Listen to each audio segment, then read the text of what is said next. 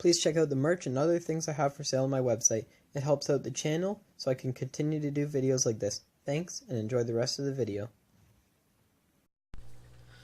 Hello everyone, Outdoors and Botanical here, and today I'm unboxing some more plants. I know I haven't done many lately. I've been trying to save some money to get more interesting things that I don't already have, and I got some cool things here. I ordered a couple Nepenthes Rafflesiana. So yeah, they mixed up the order, and this is the same person that the orchids came from. So basically they sent me the orchids and sent the other person that ordered the Nepenthes, and then that was mixed up. So now they've sent me the correct plants, which are the Nepenthes, and sent the other person the orchids. So she did send extras. I'm not sure if she sent extra Nepenthes or if she sent some other types of plants. I'm not sure. But without further ado, let's open it up and find out. So I'm pretty excited because I don't know what to expect.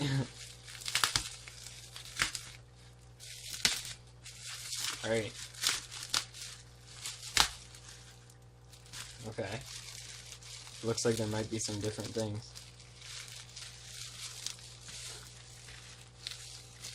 Okay, I got everything there.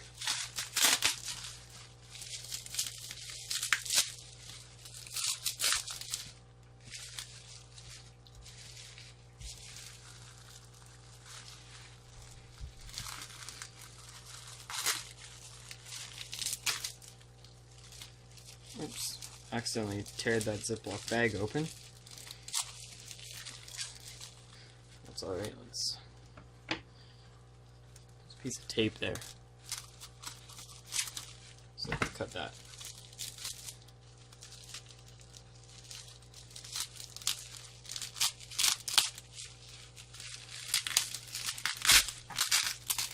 Wow, those are packed in there pretty good.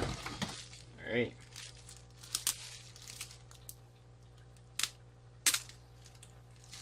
Looks like we got just a couple extra Nepenthes. That's really exciting. More room for mistakes. Wow, they're pretty big. Beautiful plants. Haven't decided if I should put them in one pot or multiple. But yeah, let's see what they're like and then we'll decide. So there's one. The mailbox was definitely a bit hot, so they're probably not going to look in too great shape. Oh, that's interesting. I didn't know these pictures formed on the leaf like that. I didn't know that. I thought they hung off of it. Well, that's interesting. I don't have any like that, so it's exciting. These Ziploc bags are taped shut, so it's just easier to rip them. Here's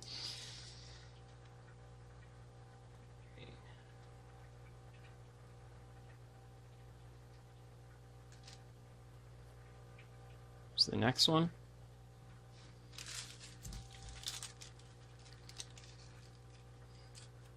I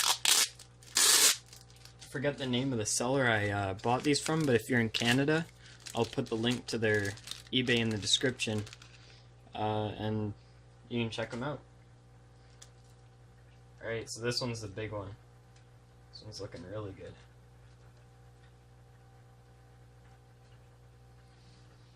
Oh yeah. There we go. That's what I want to see.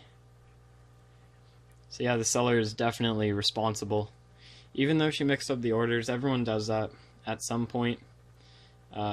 No one's to blame for that, but yeah, there we go. The pictures already look cool on there. See if we can get a close-up on it. Yeah, that's wicked. Alright, no more talking, let's get these planted. I think I'll put this in its own pot, and then these two in the same pot. Actually, no, let's give them all their own pot. Alright, that's for the big guy. And then we'll do these for the little guys. Alright. I'm just going to do them all in pure sphagnum moss for now, because I find sphagnum moss and perlite dries out really quickly in my conditions. So I'm just going to give them all some pure perlite. Or sorry, pure sphagnum moss. See how they do. If it seems like they're getting overwatered, I can always replant them. See, a good way to plant Nepenthes is to wrap them in sphagnum moss and then just stuff them down. It's a really easy way, because sphagnum moss is hard to make holes in to plant stuff. So I find wrapping the thing in the sphagnum moss is a lot easier.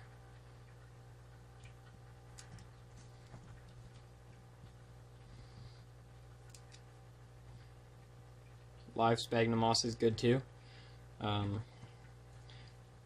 Right now I'm trying to grow some. So I'm just going to use this for now. I think this will do just fine. Here we go. There's one down. You don't want to bury the growth tip. As you can see, it's not buried. It's like at soil level. Looks a bit buried on camera, but it's not. Alright, next one.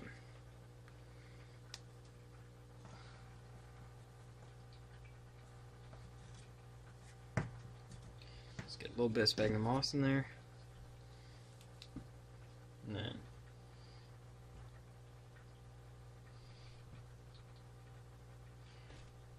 wrap it in sphagnum moss.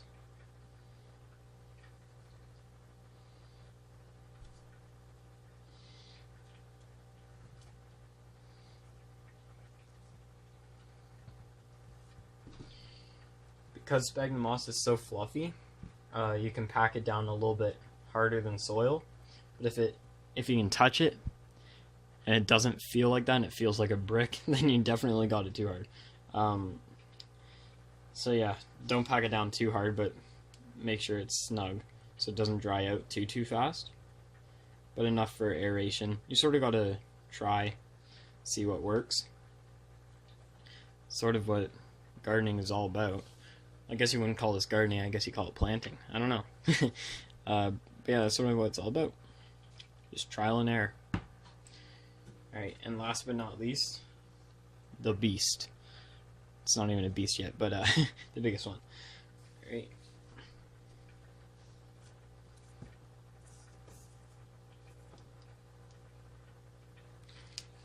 Do it the same way. The bigger the plant, the easier it is to wrap it in sphagnum, so you have more to hold on to. Sometimes it's even easier if the sphagnum is less wet, but I didn't really think about that. I was just excited that I got the plants. So yeah, just gonna make do with that.